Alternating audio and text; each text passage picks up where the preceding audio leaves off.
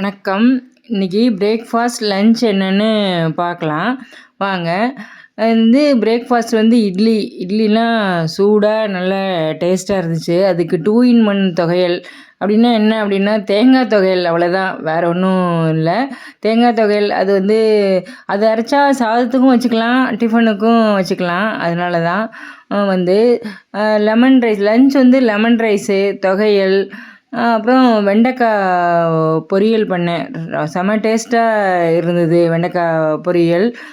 புடலங்காய் வதக்கினேன், ஏன்னா கொஞ்சமாக வெண்டைக்காய் இருந்ததுனால பத்தாதுன்னு சொல்லிட்டு கொஞ்சம் வதக்கினேன்.